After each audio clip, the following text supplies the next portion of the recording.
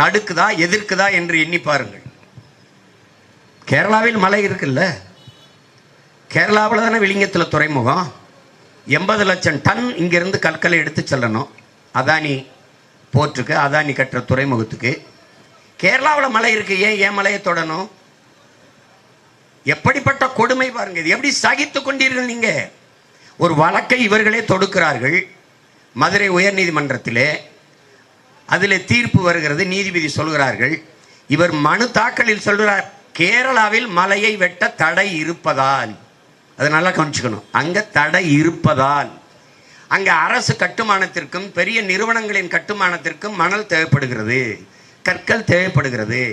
அதற்கு தமிழ்நாட்டிலிருந்து மலையை வெட்டி எடுத்து செல்வதற்கு அனுமதி வேண்டும். இதுதான் வழக்கு.